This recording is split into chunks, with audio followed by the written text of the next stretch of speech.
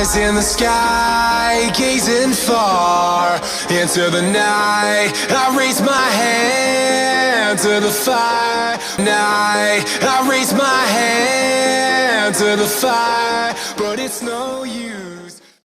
Fala pessoal que acompanha o Mix Mundo, eu sou o Salomão Ockid e sejam muito bem-vindos ao mais novo quadro aqui do canal, o Pode Conversar, um podcast voltado para a cultura otaku.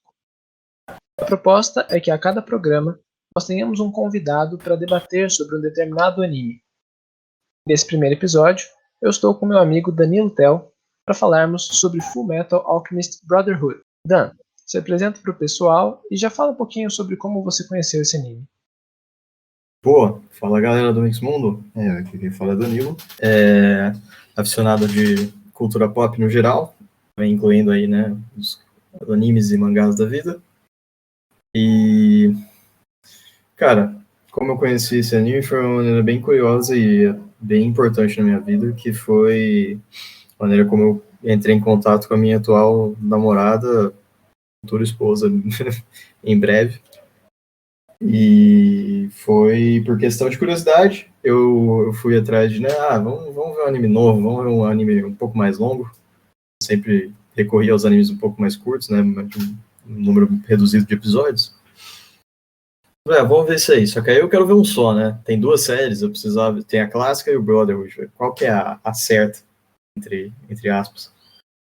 Aí eu fui mandar mensagem para essa moça, para Isabela, e que ela também é muito, muito fã, né, acho que mais ainda de mangá e anime do que eu. E aí eu mandei mensagem, viu, né, qual que é a série certa para assistir de Fullmetal Brotherhood? Brotherhood não, é Fullmetal Alchemist. Não, é o Brotherhood, que é mais parecido com o mangá, que o original tem um final nada a ver, que não sei o quê. E foi aí que eu comecei a ver.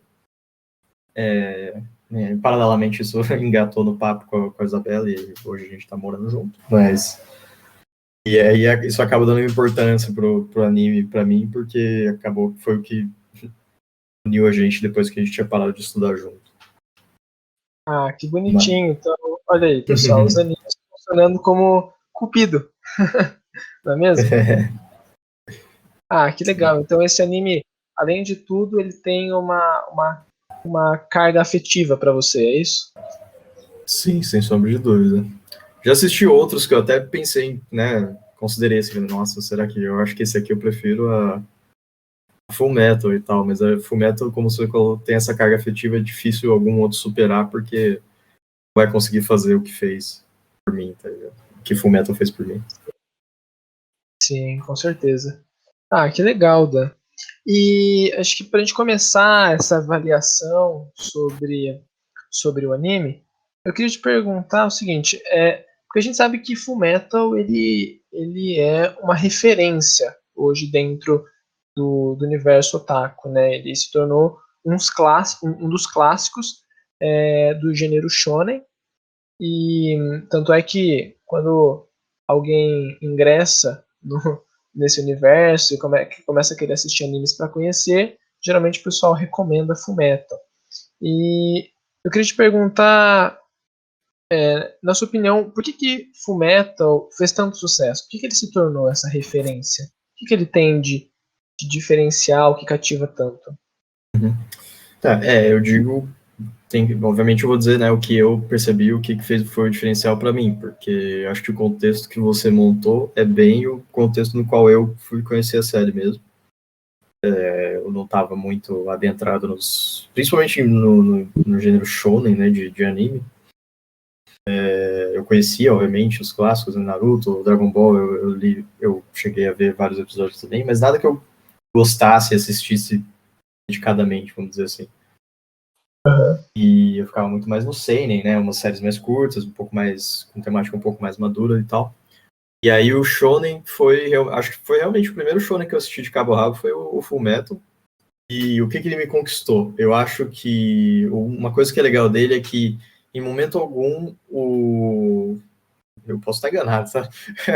Mas, se eu não me engano, em momento algum, o Edward Elric é o escolhido, sabe? Assim, ele assume a responsabilidade, sim, ele se dedica para aprender e fazer o que ele precisa, mas ele não é a única pessoa capaz de fazer aquilo, porque é ele e é o destino dele, e blá blá blá. Ele tá certo isso, né? Eu não tô lembrando errado, não. Não, eu acho que é isso mesmo. Certo. Então. E aí, e isso, pra mim, eu acho que muda bastante como eu, como espectador, via o personagem. Porque quando você tem essa parada de destino, eu acho que desmerece bastante o quanto o protagonista ou a protagonista se aplica em vencer os desafios. Assim. Então, o Edward, ele e o Alphonse fizeram cagada logo cedo, viram que estavam mexendo com coisas que eles não tinham a menor noção, e desde então o Edward enfia a cara nos livros e arregaça de estudar para virar o melhor alquimista da história e conseguir, né, principalmente salvar o irmão dele que ficou preso sem corpo. E Sim. aí, tipo, todo tem essa questão, daí, por ele não ter esse destino, a impressão que dá é que, assim, ele consegue pelos esforços dele. Então, uma parada é um pouco mais meritocrática, não é só, tipo, ele conseguiu porque é o destino dele, isso está fadado a acontecer, não estou dizendo que não funciona para narrativa, principalmente no quesito mais fantástico com o Fullmetal mesmo, mas eu acho que cansa, tá um pouco saturado hoje em dia. Eu concordo. E foi bem refrescante, assim, achar esse anime que o protagonista era basicamente um nerd que precisava malhar para conseguir entregar os estudos dele, sabe assim? Sim, eu concordo. Eu acho que quando o anime já parte da premissa de que aquele personagem é o escolhido, é como se todo o meio da história, de certa forma, não importasse, porque você já sabe que por mais qualquer coisa que ele fizesse ia acabar dando certo no final. Eu acho que a história ela precisa ter aquele limiar que o espectador fica na dúvida. Será que vai dar certo? Será que vai acabar bem? Ou será que não? Mas que no fundo a gente já saiba, mais ou menos pelo perfil do anime e tal, que vai dar tudo certo, mas a gente gosta de ter aquela impressão de que talvez não dê. Né? Eu acho que isso é importante. E no caso Isso é deles, importante. mais especificamente, dos irmãos Eric, acho que assim, existia uma grande probabilidade de serem eles a resolverem o conflito, porque eles eram filhos do Hohenheim, né? Mas de fato, então eu acho que era mais provável que fosse eles, mas em tese poderia ser outra pessoa que viesse a tomar conhecimento das coisas que eles conheceram e tivesse poder suficiente para enfrentar os oponentes. Sim, exato. Particularmente, eu acho que o diferencial de Fullmetal, o que me faria recomendar Fullmetal para um iniciante ou para alguém que nem fosse tão iniciante, mas que não tivesse assistido ainda, é que eu acho que ele foi um dos primeiros shonen a se preocupar em atribuir uma profundidade psicológica para os seus personagens. E não só para os principais, mesmo para os secundários. Eu acho que cada um deles tem dramas e objetivos pessoais bastante específicos que vão ficando mais claros conforme a gente conhece o backstory deles. E em paralelo a isso, também tem a questão do enredo, que eu acho que ele revela coisas mais profundas do que simplesmente treinar e lutar para ficar mais forte. Ele entra na questão dos segredos de Estado, jogo de poder político, e a forma como essas tomadas de decisão que vêm de cima afetam as pessoas embaixo, sabe? As pessoas comuns. Sim, Não sei perfeitamente. se você tem essa percepção também. Não, eu ia complementar com esse ponto do enredo que você trouxe, e também tem uma questão, né? Pelo menos o Brotherhood, eu não cheguei a assistir a série clássica, pelo menos o Brotherhood, ele é muito fechadinho, né, cara? Ele é um negócio que, assim, tudo que está sendo mostrado por uma razão e vai acarretar num plot point importante dali para frente. Eu não vou ir tão longe a ponto de dizer, não tem filler, porque eu não me lembro em detalhes. Assim, se tem filler, é algo que não incomoda e pelo menos contribui um pouco para a evolução de personagem, sem sombra de dúvida. Sim. E falando em personagem, qual é o seu personagem favorito? Puta, cara, é difícil, hein? Cara, o meu personagem favorito, assim, na verdade o personagem, eu não digo favorito porque ele apareceu muito pouco, ele contribuiu menos pra história do que eu gostaria. Mas eu queria ter visto mais do Alquimista Carmesim, que é o cara que guarda a Pedra Filosofal no estômago lá. Sim. Eu não sei, eu gostei da pinta dele, tá? Eu gostei do jeito sacana dele, eu achei que ele ia ser um vilão muito interessante. Sim. É um vilão, assim, de filme de espião no meio de um shonen, sabe? Eu achei isso interessante. Sim. Mas acabou que ele, talvez até por essa natureza um pouco mais discreta dele, não impactou tanto na história. Ele aparece 3 vezes com um pouco mais de impacto. Eu fiquei muito triste. E aí eu acho que depois dele, o personagem que realmente foi mais trabalhado e que eu acho bem interessante é o Greed, a Ganância, que é o homúnculo, né, que é a primeira vez que ele aparece, ele tá num corpo X, a gente não sabe de quem que é, e ele é mega babaca, super metido. Eventualmente ele se junta ao Lin, o rapaz chinês, ou análogo ao chinês, que aparece. Uhum. E tem uma evolução, uma construção muito, muito grande ali do que é ele, porque ele além dos... Não só ele, mas os outros homúnculos também tem uma certa evolução de personagem, mas ele tem associado a um humano, então ele meio que direciona a natureza de homúnculo dele, que é a ganância, para um sentimento mais nobre. Então, acaba a conclusão final, né, da ganância dele, que ele é ganancioso por amizade, ele é ganancioso por afeto, vamos dizer assim. Sim. Eu acho que Então, o Grid, dentro da proposta dele, eu acho que ele vai além, ele expande o conceito de ganância, porque o que ele demonstra, acho que ele chega a falar isso explicitamente, é que a ganância que ele representa não está limitada a poder e controle e status. Ele quer muito de tudo, o que revela, de certa forma, essa tentativa humana de preencher o seu vazio, né? sim, Pelo menos realmente. é a minha interpretação. Tipo, vai mais além, sabe? Do Não, que só. muito bem colocando. Uhum. É. E, e voltando no personagem que você falou, o Alquimista Carmesim, acho que é Kimbo o nome do personagem, não lembro bem. Isso. Eu acho. Ele me lembra um pouco o Deidara de Naruto, com aquela questão dos explosivos, né? De luta usando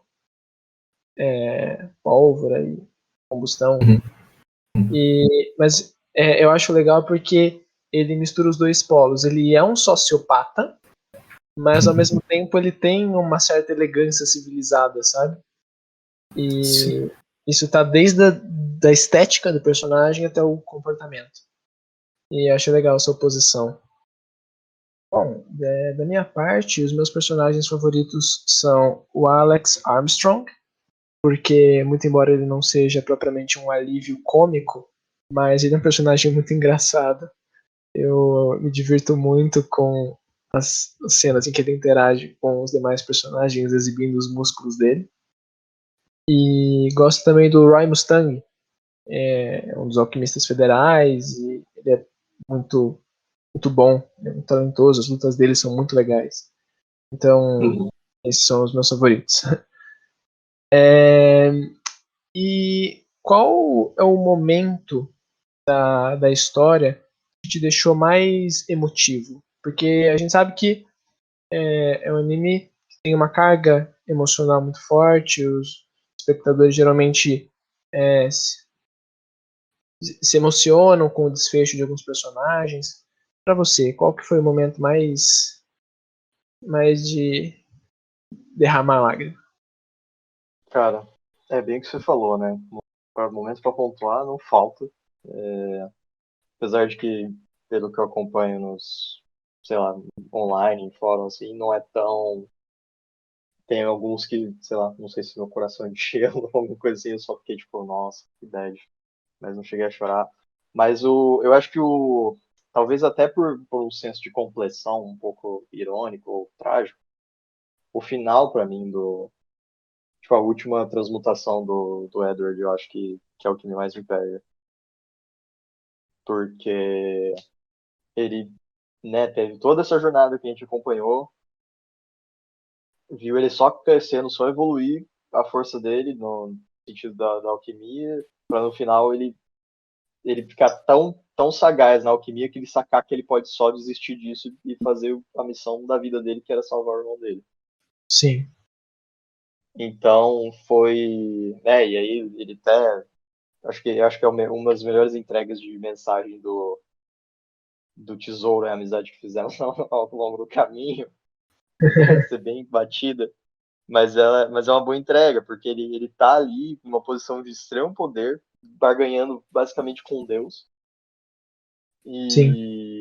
E aí ele desiste de tudo isso para cumprir a missão dele, que é salvar o irmão dele pela cagada que eles fizeram. E Aham. ele vê que, assim, ele não vai ter alquimia, mas ele tem todo o apoio das pessoas que ele realmente conheceu ao longo dessa jornada absurda que ele teve. Sim. Ele sabe que tá todo mundo ali com ele e que não vão deixar ele de lado só porque ele perdeu os poderes dele. Então, assim, é um sacrifício muito grande que ele tá disposto a fazer, mas ele não vê necessariamente como um sacrifício, sabe? É algo Sim. que ele tá fazendo realmente. E não é um negócio de, não, porque, caramba, me dói, mas eu vou fazer isso pelo. Não, ele assim, ele faz de peito aberto, extremamente orgulhoso, sempre o menor problema. Sim. E cumpre ali realmente o que ele tinha se dedicado a cumprir.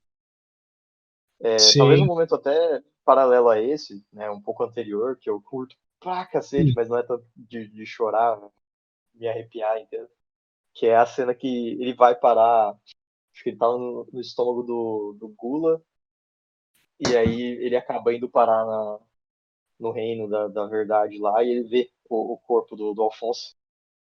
E ele começa a brigar pra ir pegar, pra tentar recuperar o corpo do Alphonse, e ele Aham. volta, tipo, ele é puxado pra fora, né? E ele só puxa de volta, aponta o dedo na cara do Alphonse e fala, eu tô vindo te buscar. Aguenta Ah, é aí, verdade. sabe assim? Essa cena é Nossa, muito mano, essa forte. parte do velho. Concordo, essa cena é muito forte. Da minha parte, eu acho que a cena mais emotiva foi realmente o desfecho da Nina Tucker, quando ela é transformada em quimera ao ser fundida com o próprio cão de estimação, o Alexander. Porque, bom, eu acho que é uma cena triste, não só pelo desfecho em si, mas porque, poxa vida, era pela pessoa de quem veio aquela agressão, aquela violência, porque é uma violência, né? Uma violência através da alquimia. E veio do próprio pai, né? Então, quer dizer, torna ainda mais pesada a cena. Era uma pessoa que ela confiava tal. E tem toda a, a ironia, digamos assim, uma ironia mórbida dele ter escolhido justo o cachorro de estimação para fundir. Porque na cabeça Uhum. distorcida dele, eu acho que ele ainda achou que estava fazendo uma coisa boa, sabe? Tipo, eu não vou unir ela com qualquer coisa, eu vou unir ela com um ser com o qual ela tem uma ligação afetiva. Então, eu acho que É, ele nem sequer achou que ele estava fazendo uma coisa tão ruim, tão perturbado mentalmente que ele estava. quando a gente já encontra ele, ele tá lá de Bagdá, né, mano? O cara já tá bem doido. Você vê que só tá fingindo mesmo pro Edward e pro Alphonse. E eu acho que teve sim esse lado de, não, vai estar tudo bem, que ela vai estar com o melhor amigo dela pra coisa do tipo. Mas deve ter tido, pouco que eu li, assim, deve ter tido algo do sentido de, não, por eles terem uma sintonia melhor, a fundição, a fusão dos dois seres vai ser um negócio um pouco mais fluido, sabe? Uhum. E isso foi até um ponto interessante, porque a gente só via a menina junto com o cachorro, porque o pai tava sempre trabalhando, então ela tava sempre ela e o cachorro. Sim.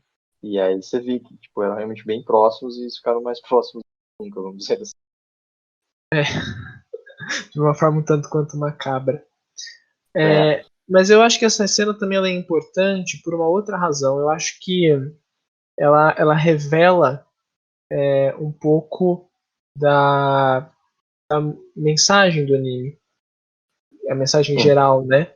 Que na minha interpretação seria essa questão de que quando o ser humano ele tenta, através da técnica, né, de recursos artificiais, negar os limites impostos pela natureza, isso acaba por criar mais dor e sofrimento para ele próprio, para as pessoas ao seu redor, e criar monstros, né?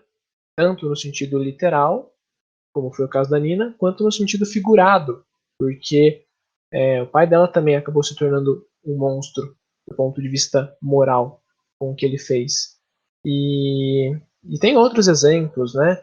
A própria questão dos homúnculos, que são o resultado de experiências alquímicas com seres humanos, com almas humanas, resulta nesses monstros, né?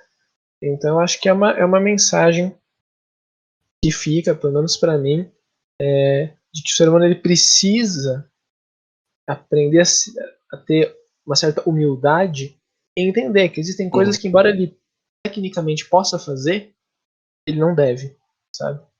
E para você, o que você extrai do anime de modo geral? Cara, esse ponto que você trouxe da criação de monstros é excelente e assim, eu não posso complementar mais o que você já colocou muito bem. Mas o que eu vejo, além disso, são dois pontos interessantes. O primeiro eu posso até estar enganado, mas se eu não me... Depois, né, no final desse episódio, a gente vê um lado um pouco misericordioso no Scar, né? Nesse ponto na história a gente não sabe muito qual é do Scar ainda, o que tá fazendo, Sim. o que tá fazendo.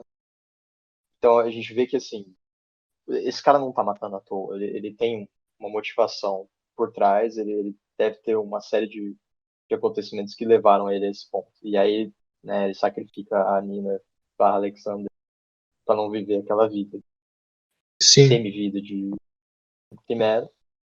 E aí você vê, né, que, poxa, né, esse cara tem, ele, vamos dizer, ele tem um coração, ele não é só um assassino frio, como a gente tá vendo. Sim. A gente é Então apresentado ao lado tem humano isso. do Scar. Exato, exato. E ele é paralelizado ali diretamente com o monstro que é o pai da Nina, né? Até ali o vilão do anime era o Scar, e ele do nada aparece um cara que fundiu a própria filha e o cachorro dela. Você fala, meu Deus do céu, o cara não é nada, esse cara é um assassino, a gente tem isso também. Sim. Mas eu gosto também do fato de que essa provavelmente, na timeline do Edward, assim, foi a primeira vez que ele viu alguém cometer um erro tão grosseiro quanto que ele e o irmão dele cometeram, sabe? Sim. Porque foi o que eles fizeram. Eles não se contentaram com a morte da mãe, vamos reviver ela, brincaram de Deus e quebraram as pernas. O Eric, Exato. literalmente, o Alfonso, mais do que literalmente. Uhum. Quebrou Então. as pernas e o corpo todo, perdeu tudo.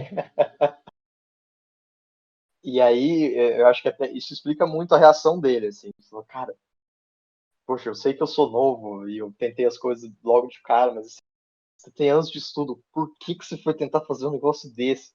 Só no desespero, né, de continuar empregado. A justificativa do pai da Nina era, não, eu preciso ficar empregado porque senão eu não consigo sustentar minha família. E ele destruiu a família para sustentar a família. Completamente pinel, completamente louco. Sim. São vários pontos. Sempre, isso é legal desse anime, um negócio que eu gosto muito. É sempre muito denso. Se você parar para analisar os plot points, assim, é sempre muito detalhe. De fato, é um anime de muita densidade que tem muita coisa para nos ensinar. Bom, Dan, eu agradeço muito pela conversa, por você ter topado participar aqui do nosso quadro. Espero que você possa voltar outras vezes. E se você quiser divulgar algum trabalho ou projeto seu, fique à vontade. Rapaz, eu que agradeço o convite. É sempre bom conversar essas coisas, principalmente com, né, outros apaixonados aí. E, bom, acho que o que eu posso divulgar aqui é as minhas críticas. Eu escrevo críticas de histórias em quadrinhos, eu foco mais nas ocidentais, mas o site cobre tanto as ocidentais, orientais, webtoons, etc. E aí eu vou deixar o link do sequentialplanet.com para colocar na descrição. É isso aí, pessoal. Vão lá, dê uma olhada, porque as análises desse caso são muito boas. Gente, muito obrigado para quem nos acompanhou até aqui. Se você gostou do nosso conteúdo, deixa seu like. E se você ainda não é inscrito aqui no Mix Mundo, não deixe de se inscrever. Até a próxima e tchau!